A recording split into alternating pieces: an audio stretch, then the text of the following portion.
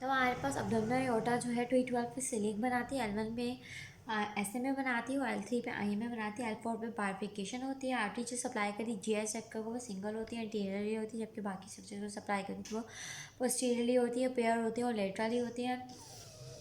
T12 पे हमारे पास phrenic nerve निकलती है एक जो और कुछ इसोफेगस को देती हैं, और कुछ जो है सुपीरियर सुप्रारेनल होती है, मिडल होती है। फिर ISMA जब निकलती है उसके बाद ही हमारे पास इंफीरियर फ्रेनिक और इसी लेवल पे रीना निकलती है L1 के लेवल पे। L2 पे हमारे गोनेडल निकलती है, ठीक है। L3 पे IMA, मतलब मेन जो हमें L1 और L3 वाली याद करनी, बाकी ऊपर नीचे वाली चीज़ों को हमें देख लेना है। टू एरिया जहाँ पे डुअल ब्लड सप्लाई है, जहाँ पे वाटर शेड एरिया और होते हैं from the distal arterial supply, उसे कहते हैं क्रॉनिक इस्कीमिया कराते हैं। एक तो स्प्लेनिक फीचर है जहाँ SMA IMA से मिलेगी, और एक डेक्टोमॉइड सेगमेंट है जहाँ पे जो IMA है वो सुपीरियर रेक्टल आर्टरी से मिलेगी।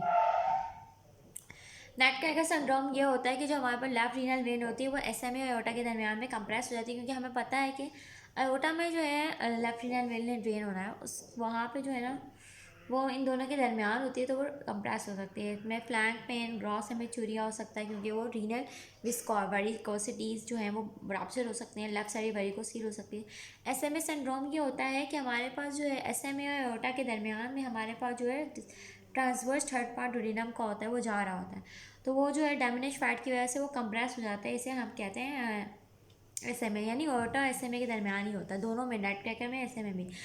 SMA में डुओडेनम होता है, नेट क्रैकर में रेप्टिनियन में। अच्छा, यहाँ पे हमें याद रखने वाली बात है कि इंटरनल इलियक होंगी वो जो अंदर की तरफ होंगी, मीडियन सर्कल बीच में होगी, और लेफ्ट एक्सटर्नल इलियक होगी।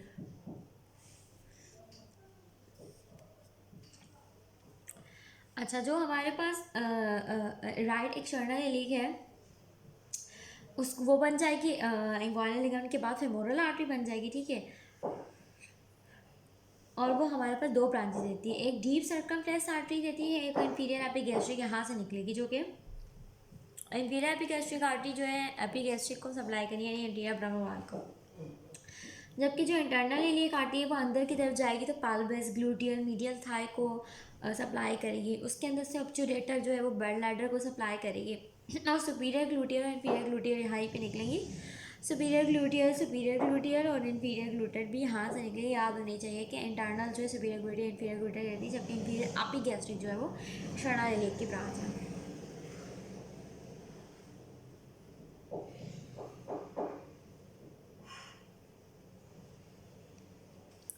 जुजिनल और इलियल में आर्काइड एनास्टोमोसिस होते हैं, जो कि हमारे पास बनते हैं, किसकी मदद से बनते हैं, वो जेस का जो रेक्टा होती है ना उसकी ब्रांचेस होते हैं, वो ये बनाती हैं, इसके साथ एरक्वाइड बनाती हैं।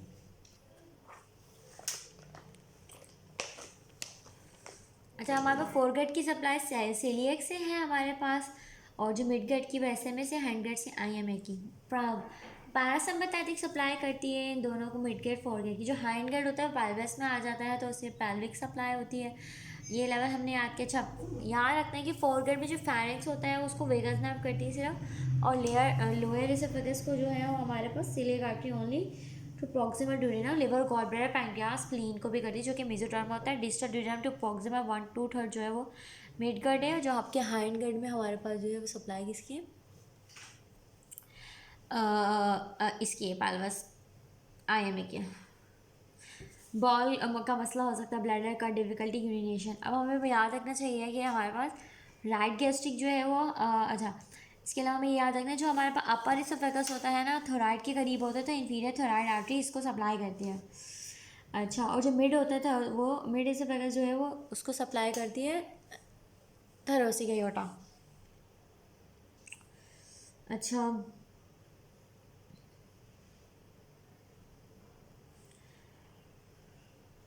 अच्छा, जो इलियो इंगाइनल नर्व है इसके बारे में लिखा है कि वो सुपीरियर मीडियल थाई को सप्लाई करती है और पार्ट ऑफ जेनाइटल्स को, और ये L1 होती है, मोटर 2 होती है, ट्रांसवर्स अब्डोमिनस और ट्रांसवर्स अब्डोमिनस को। राइट गैस्ट्रिक जो है वो हमारे पास प्रॉपर हेपेटिक से निकलती है, जबकि राइट गैस्ट्रोइकोलिक जो है वो गैस्ट्रोडिनल से ही निकलेगी, तभी हम पढ़ते ही है।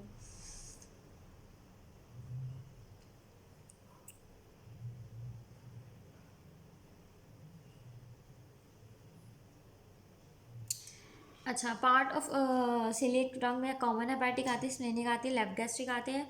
इसमें हमारे पास एनास्टोमोसिस हो रही है राइट और लेफ्ट गैस्ट्रिसिस की और राइट और लेफ्ट गैस्ट्रोएपिप्लोइक की।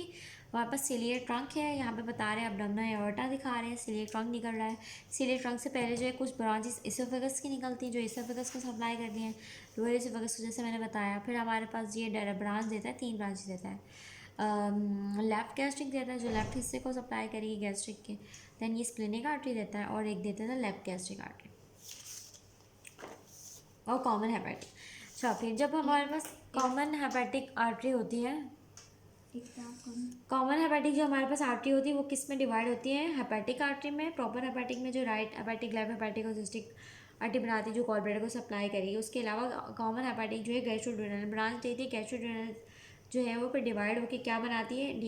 पेंटाडोड्यूनल बनाती है जो कि इंटीरियर भी होती है और पोस्टीरियर भी होती है, सुपीरियर लेकिन सिर्फ। और हमारे पास क्या बनाती है? इसके अलावा क्या बनाती है? ये राइट गैस्ट्रोएपिप्लोइक आर्टरी। जबकि जो हमारे पास राइट गैस्ट्रोएपिप्लोइक आर्टरी है वो हमारे पास जो है ना कॉमन हेपेटिक से आ रही है। ठीक है, ये वाली बात मैंने लिखी थी कि right gastric proper hepatic artery से आ रही है। ठीक है, कॉमन हेपेटिक से नहीं आ रही है। और राइट गैस्ट्रिक एपोप्लोइक आर्टरी जो है वो गैस्ट्रोड्यूनल से आ रही है। ठीक है, अच्छा। अच्छा, उसके बाद हमारे पास हाँ हम लोग यहाँ पे थे। ये वाली कन्फ्यूजन दूर होनी चाहिए कि जो हमारे पास निकलती तो हमारे पास इससे कॉमन हेपेटिक है, लेकिन कॉमन हेपेटिक जो है वो फिर जो है वो डिवाइड हो जाती है किसके अंदर? प्रॉपर हेपेटिक के अंदर। ठीक है, प्रॉपर हेपेटिक के अंदर डिवाइड होती है, गैस्ट्रोड्यूनल में डिवाइड होती है। जो प्रॉपर हेपेटिक होती है वो लेफ्ट गैस्ट्रिक जो है ना राइट गैस्ट्रिक देती है। और फिर जो कॉमन हेपेटिक है उससे जो गैस्ट्रोड्यूनल निकलती है वो हमारे पास राइट गैस्ट्रिक एपोप्लोइक आर्टरी देती है। हमें याद रखना है जो स्प्लेनिक आर्टरी होती है वो शॉर्ट गैस्ट्रिक देती है और राइट जो लेफ्ट गैस्ट्रो एपोप्लोइक आर्टरी जो मैंने कहा था कि स्प्लेनिक उसके अंदर होती है। तो ये हमें याद रखना है। अच्छा, ये होता है कि अगर हमारे पास सिर्फ और सिर्फ हमारे पास पेप्टिक अल्सर दिए हैं उसमें हमारे पास लेफ्ट गैस्ट्रिक चली जाती है। ठीक है, और गैस्ट्रोड्यूनल जो है वो हमारे पास किस में जाती हैं? हमारे पास ड्यूरियम के अल्सर में जाती हैं। अगर स्प्लीनिक आर्टरी का थ्रोम्बोसिस हो जाती है जब भी पैनकेटाइटिस होता है, पैनक्रियाटिक कार्सिनोम होता है, तो सिर्फ इसोफेगस का जो स्टमक का ना फंडस इन्वॉल्व होगा ऊपर पेशेंट, क्योंकि वो शॉर्ट गैस्ट्रिक जो है इसको अप्लाई कर रही है और यहाँ पे कोई एनास्टोमोसिस नहीं है। ठीक है, और सीलियर ट्रंक जो है ना हमारे पास जो पैनक्रियाटिक ड्यूडेनल है ना, यहाँ पे तो हमने सुपीरियर पढ़ी है ना, जो इन्फीरियर होती है ना वो SMA से आ रही होती है हमारे पास। तो यहाँ पे इनकी भी यहाँ पे भी ड्यूअल सप्लाई हो रही होती है। ठीक है, ये वाली बात भी याद रखनी है। मैंने कहा कि CNS myocardium kidney spleen liver, kidney spleen kidney liver carbohydrate, मैंने क्या लिखा है? CNS मायोकार्डियम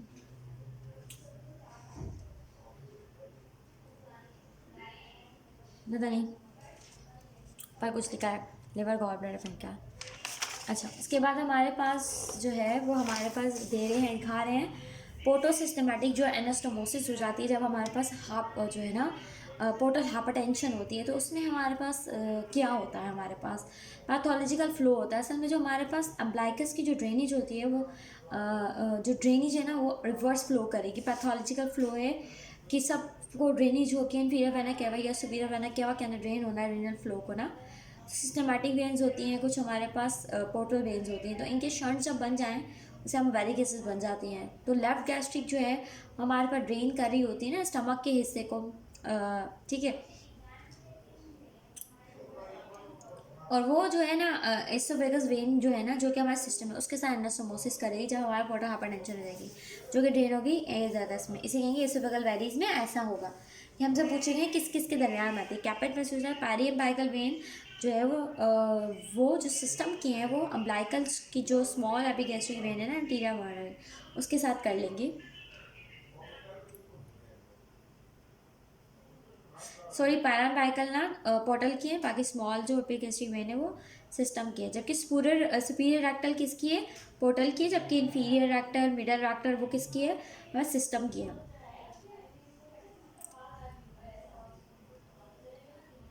ठीक है, तो यहाँ पे हमें दिखा रहे हैं कि जो हमारे पास सुपीरियर रेक्टल वेन होती है वो सारी ड्रेनेज करती है, सुपीरियर मेजेंट्रिक वेन होती है हमारे पास, इंफीरियर मेजेंट्रिक वेन आती है, inferior mesenteric superior rectal vein inferior mesenteric में ड्रेन होती है, इंफीरियर मेजेंट्रिक जाती है स्प्लीनिक वेन में ड्रेन होती है, सुपीरियर मेजेंट्रिक वेन फिर स्प्लीनिक वेन से मिलती है और वो क्या बनाती है, पोर्टल वेन बना देती है, ठीक है। जब भी सुपीरियर मेजेंट्रिक स्प्लीनिक वेन से होती है पोर्टल वेन बनती है, पोर्टल वेन फिर डिवाइड होते हैं अंदर जाके, और फिर हमें क्या करना पड़ता है, हमें शंटिंग करनी पड़ती है पोर्टल ब्लड को, तो हम हेपेटिक वेन से जोड़ देते हैं हम, जो कि सिस्टमेटिक है।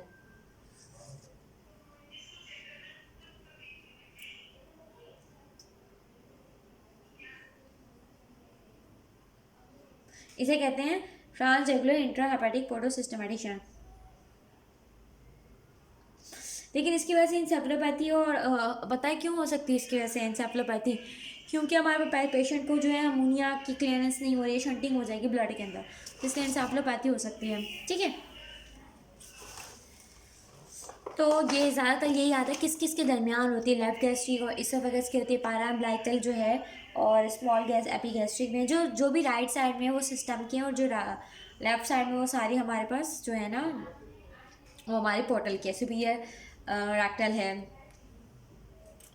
अच्छा, अब हमारे पास जो अंदर की है पेक्टिनेट लाइन, जो रेक्टेन लाइन जहाँ पे हाइंडगट मीट करती है, हाइंडगट मीट द एक्टोडर्म, उसमें हमारे पास ये होता है कि जो सुपीरियर रेक्टल आर्टरी आती है आईएमई की वही करेगी, जबकि और वेन भी वही होगी, सुपीरियर रेक्टल वेन आईएमई में स्प्लीनिक वेन से पोर्टल वेन में जाएगी, मैंने अभी बताया।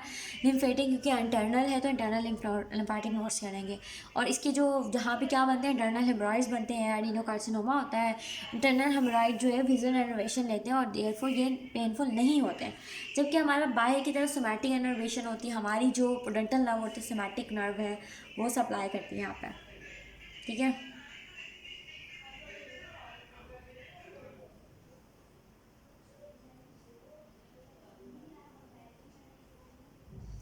अच्छा, इंफीरियर रेक्टल आर्टरी किसकी ब्रांच है, हमें याद रखना है कि इंटरनल पोडेंटल आर्टरी, क्योंकि यहाँ पे पोडेंटल नर्व है, इंटरनल पोडेंटल आर्टरी है। फिर ये ड्रेन किस में होती है, इंफीरियर रेक्टल वेन ड्रेन होती है इंटरनल पोडेंटल वेन में, इंटरनल पोडेंटल किससे मिल रही है, निकल रही है इंटरनल इलियक वेन से, फिर वो कॉमन इलियक में जाएगी, फिर कॉमन इलियक वेन जो है वो डायरेक्टली किस में जाएगी, इंफीरियर वेना कैवा के अंदर जाएगी, और ये सप्रोमेशन इनकॉर्नल लिम्फ नोड। तो यही बात है कि हमें यह पता हो कि कॉमन इलियक थी वो इंटरनल इलियक बनाती है, इंटरनल इलियक से इंटरनल पोडेंटल बनती है, ठीक है ना, वहाँ पर इंफीरियर वेना कैवा तो रिवर्स होता है आर्टरी का, अगर हमें पता है तो इंफीरियर वेना कैवा में ड्रेन होगी, तो याद रखना ये इंफीरियर वेना कैवा में होगी इंफीरियर वाली, और जबकि वो अबव वाली पोर्टल वेन में ड्रेन हो जाएगी।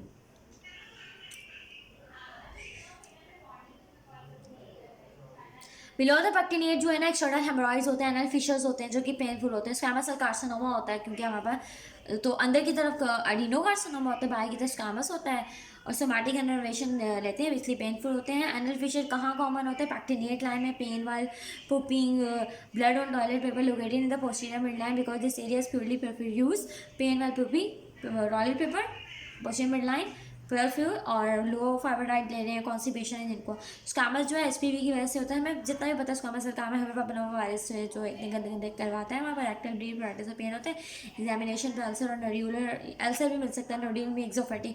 अब हमें सेल्स कैसे मिलेंगे, लार्ज होंगे इसिनोफिलिक हाइपर क्रोमेटिक सेल्स होंगे जो अरेंज होंगे, न्यूक्लियर एटिपिया होगा, परमानेंट केरेटिनाइजेशन, क्योंकि स्क्वैमस सेल है केरेटिनाइजेशन तो हुई।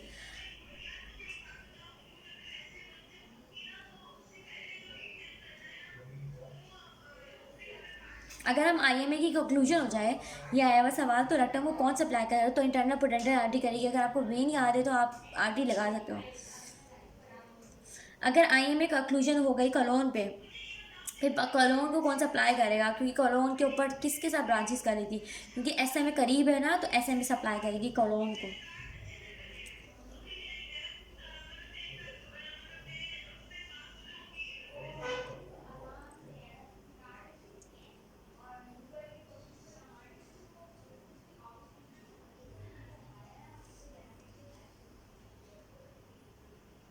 अच्छा, मैंने उसके अलावा लिखा है जो अबव द पैक्टिनेट लाइन है ना, जो विजुअल सेंसेशन होती है ऑटोनॉमस इंफीरियर हाइपोगैस्ट्रिक जो है ना वो सप्लाई करता है बहुत सिम्पैथेटिक और पैरासिम्पैथेटिक पल्विक के लिए। फिर हमारे पास लिवर का स्ट्रक्चर आता है, जो डायग्राम में हमारे पास बनाया हुआ है, हेपेटिक आर्टरी होती है, पल्मोनरी वेन पोर्टल वेन होती है, बाइल डक्ट होती है, ठीक है ना।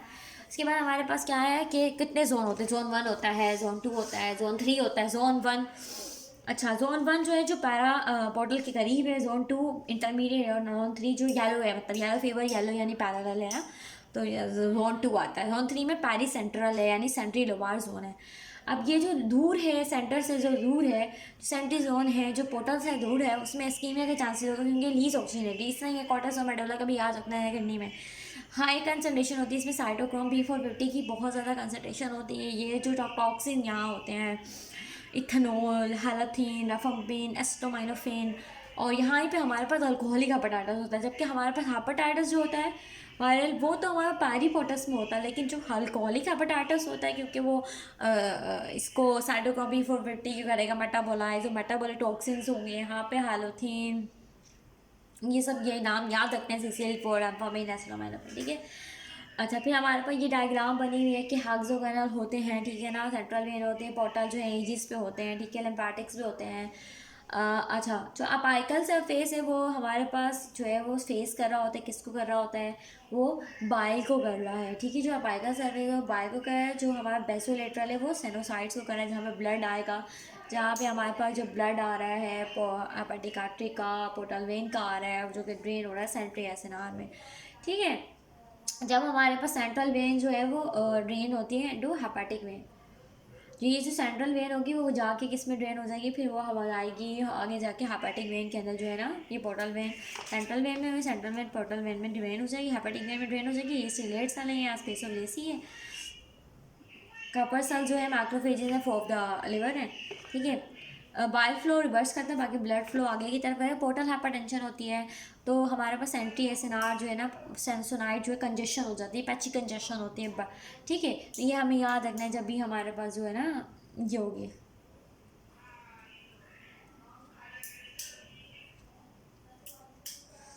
हेपेटिक सेल जो है, आइटोसेल्स होते हैं, वो स्पेस ऑफ डेसी में होते हैं। ये विटामिन ए करते हैं जब वो एक्विसेंट होते हैं, लेकिन जब एक्टिवेट होते हैं तो ये क्या करते हैं, मैट्रिक्स प्रोड्यूस करते हैं, जो फाइब्रोसिस में हमारे पास जो है ना रोल प्ले करते हैं। साइनोसाइड की डायलेशन होती है जब हमारे पास कम्युलेशन हो जाती है क्लम्प्ड आरबीसीज की। अच्छा, हमारे पास जो है ना हेपेटोसाइट जो है वो ग्राउंड ग्लास अपेयरेंस में हमारे पास होते हैं, और हमारे पास अबेंडेंस ऑफ फैट किसमें लिखा हुआ मैंने, क्रॉनिक हेपेटाइटिस सी में मिलते हैं। हमारे पास बाइलरी स्ट्रक्चर्स, हमारे पास क्या है, बाइलरी स्ट्रक्चर्स में हमारे पास क्या आता है,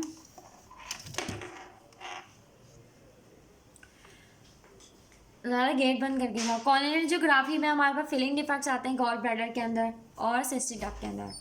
कॉमन बाइल डक्ट, हमारा कॉमन हेपेटिक डक्ट हमारे पास जो है इसके अंदर गॉल ब्लैडर नज़र आ रहा है, कॉमन हेपेटिक डक्ट दिखा रही है, एंडोस्कोप है, ये कॉमन हेपेटिक डक्ट है। और हमारे पास फिलिंग डिफेक्ट आ रहे हैं गॉल ब्लैडर में, और 60 डक्ट जो है वो यहाँ रेड एरो है, ये गॉल ब्लैडर है ब्लू वाला। गॉलस्टन जो हमारे पास कन्फ्लुएंस में पहुंच जाए, यानी कॉमन बाइल डक्ट और pancreatic duct at the ampulla of water, जहाँ पे ये ओपन हो रहा है, तो कॉमन बाइल डक्ट भी क्लोज हो जाएगी और पैनक्रियाटिक डक्ट भी। तो हमारे पास क्या हो सकता है, डबल डक्ट साइन आएगा, एक तो दोनों डक्ट है, और कोलेंजाइटिस भी हो सकता है, ठीक है। और हमारे पास पैनक्रियाटाइटिस, दोनों हो जाएंगे दोनों।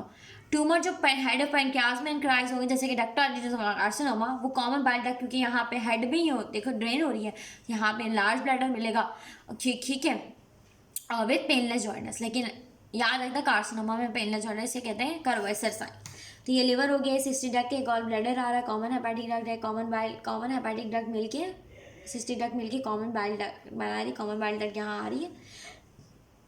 ये हमारे पास टेल है, बॉडी है, नेक है, बॉडी है, ठीक है ना।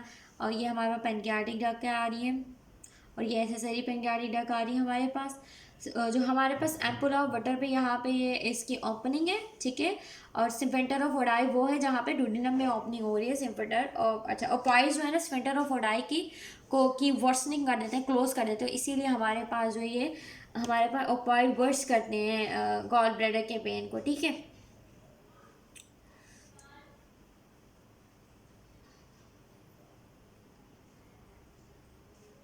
नेपराडीन हम देंगे, दे सकते हैं एक्यूट पैनक्रियाटाइटिस, आई थिंक वो रिलैक्सेशन कराएगा और रिवर्स कराएगा जो अपॉइड का एक्शन है। लेटरल टू मीडियल हम जाते हैं to nerve artery vein lymphatics, हमारे पास किसके अंदर जाते हैं, फिमोरल रीजन में, फिमोरल ट्राइंगल में।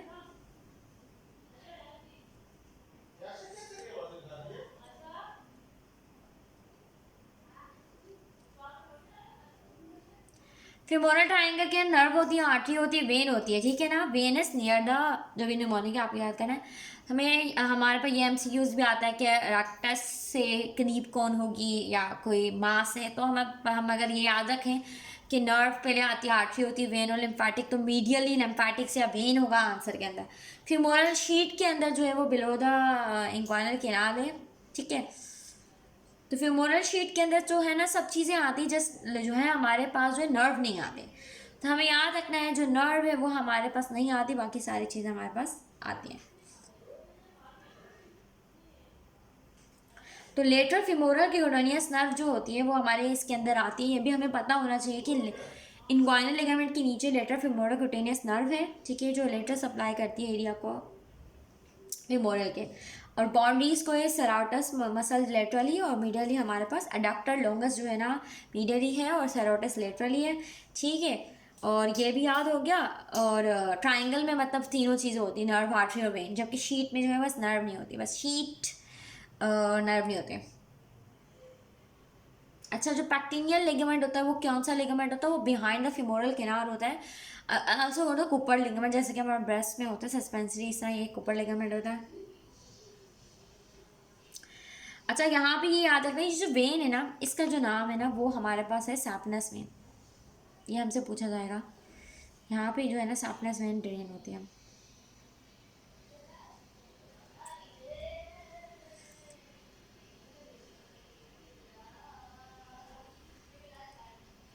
यहाँ पे जो लिम्फ नोड्स होते हैं वो कौन से होते हैं? डीप इंग्वाइनल लिम्फ नोड्स होते हैं, ठीक है। अच्छा, cover the pectineal ligament is the inguinal ligament of the Cooper, thickened part of pectineal fascia. It overlies the pectineal ridge of pubic bone and is located posterior to femoral canal. ये जो है ना बहुत thick part होता है, पैक्टिनियल fascia का होता है। ये पैक्टिनियल रिज जो प्यूबिक बोन जो पीछे की तरफ हमारे पास जो है फेमोरल तो ऊपर है ना pubic bone, it overlies the pectineal ridge, जो ये ओवरलाई करता है ऊपर होता है प्यूबिक बोन के, and is located posterior to the, लेकिन पोस्टीरियर होता है फेमोरल कैनाल के, ठीक है। मतलब ये तो ऊपर ऊपर चीज़ें होती हैं जो फेमोरल रीजन। अच्छा, अब हमारे पास जो है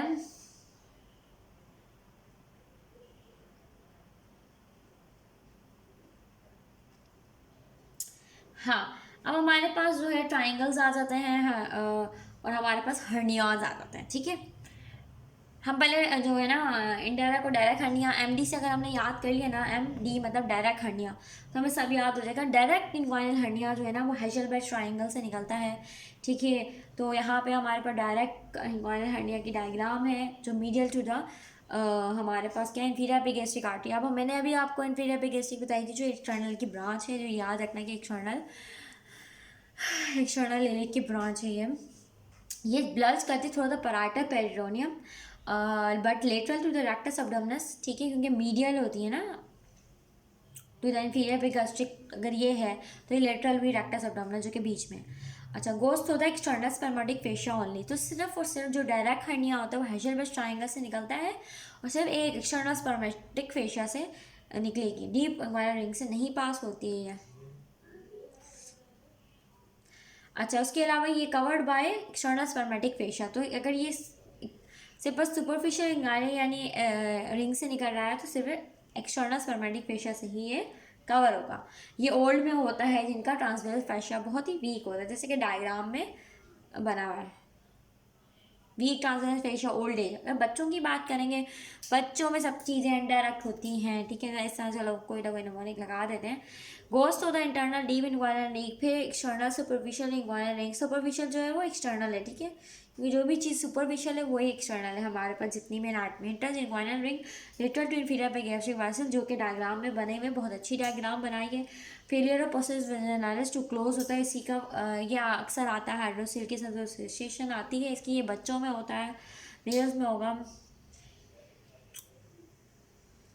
अच्छा, ये क्योंकि पैटस जो है ना ये हाइड्रोसिल भी तभी बनती है जब वहाँ पैटर क्लोज नहीं होता, ये फॉलो द पाथवे और टेस्टिकुलर डिसेंट इसी के ज़रिए से होते हैं। तो ये ऑल 3 लेयर्स ऑफ फेशिया को कवर कर रहा होता है, ठीक है, ये याद रखना बहुत इंपॉर्टेंट। जबकि हमारे पास फेमोरल हर्निया होता है जो बिलो द इन्वाइरल हो, लेटर जो प्यूबिक ट्यूबर का जब भी हमें दें तो हमें याद रखना है वो फेमोरल होता है। फेमोरल कॉमन जो है फीमेल में होता है, लेकिन ओवरऑल जो है inguinal ligament hernias most common है। और ये इंक्रेशन क्योंकि जगह तंग होती है तो ये इंक्रेशन के चांस होते हैं।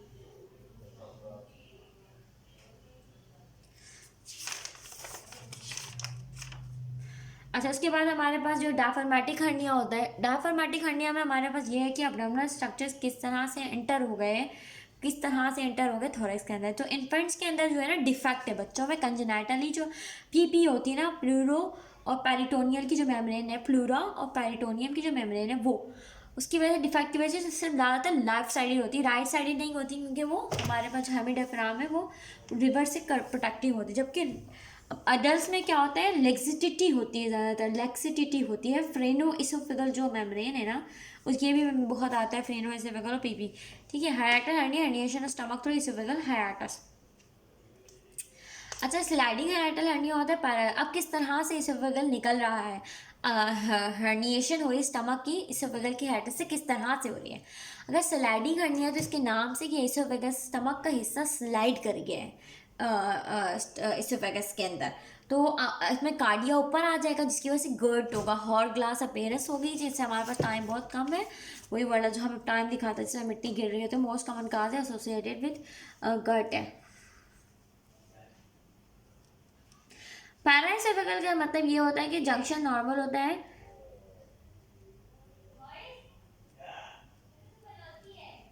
लेकिन जो है ना गैस्ट्रिक फंडस जो है ना वो प्रोट्रूड करती है इंटरट्यूरल, इसकी वजह से हमारे पास जो ज़्यादातर क्या होते हैं, चांसेस होते हैं वल्वुलस होने के, अल्सरेशन होगी होगी या फिर रिस्पायरेटरी कॉम्प्लिकेशन होगी, क्योंकि लंग पे हमारे पास कंप्रेशन कर रहा हुआ, ये हमारे पास जो है ना वो बाद में हमारे पास कंप्रेशन कर सकते हैं।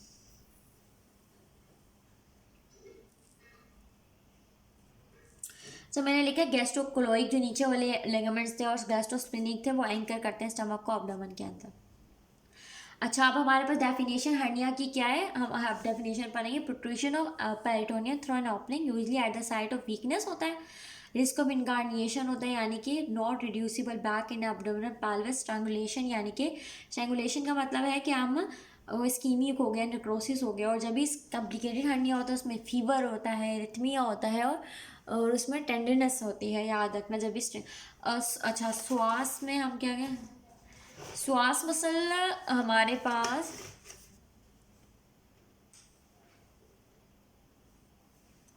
The failure of the posterior lateral diaphragm foramina to fuse, तो हमारे पास क्या कराते हैं, पोस्टीरियर लेटरल पुशटैक हर्निया कराते हैं जिसमें परमानेंट हाइपोप्लेजिया होता है।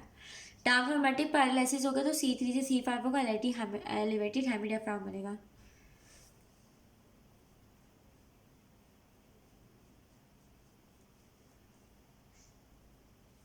रिकवर डायफ्राम तो पैरालिसिस होगा, लेकिन हमारे पास मसल्स हेल्प करती हैं ब्रीथिंग के अंदर। अच्छा, अभी हमारे पास हजलबर्ग ट्रायंगल है। हजलबर्ग ट्रायंगल के अंदर हमारे पास जो मीडियली हमारे पास क्या है, रेक्टस एब्डोमिनस है, नीचे जो है ना इंफीरियर इंग्वाइनल लिगामेंट है, और ऊपर जो है सुपीरियरली इंफीरियर एपिगैस्ट्रिक आर्टरीज है, और ये इससे ऊपर जो है आर्कुएट लाइन है और पोस्टीरियर रेक्टस सीट है।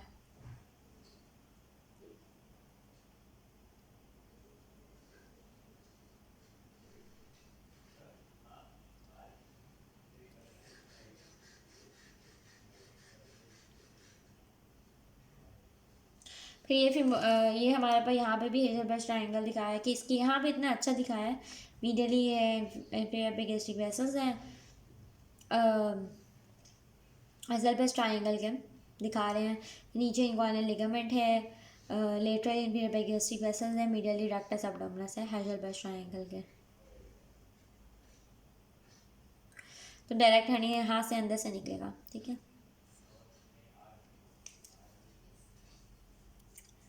अच्छा, उसके बाद जो है, अच्छा ये भी याद रखना है कि डीप इंग्वाइनल से हमारे पास और भी चीज़ें निकलती हैं, जैसे डक्टस हमारे पास जो है डक्टस डेफरेंस मेल्स में, फीमेल में round ligament of uterus inguinal ligament से निकलता है। और उसके अलावा इलियो इंग्वाइनल नर्व निकलती है, इंटरनल स्पर्मेटिक कॉर्ड निकलती है, वेसल्स निकलती हैं। यहाँ पे क्या लिखा है, यहाँ पे जनरेटिव फेमोरल ब्रांच मैंने लिखी है और ऊपर मैंने लिखी हुई इलियो इंग्वाना। तो आई थिंक मैं कंफ्यूज हो गई हूँ, जनरेटिव फेमोरल है या इलियो इंग्वाना है। पहले भी तो मैंने इलियो इंग्वाना के बारे में लिखा हुआ था।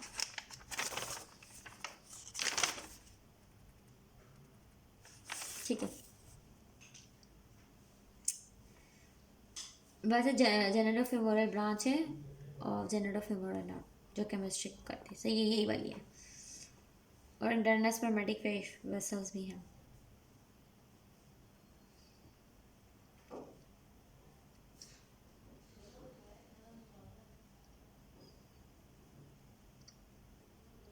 यहाँ पे दिखा रहे हैं ना, एक्सटर्नल इलियक से हमारे पास इंफीरियर एपिगैस्ट्रिक आर्टरी निकल रही है, ये जो मैं पहले बता रही थी बात।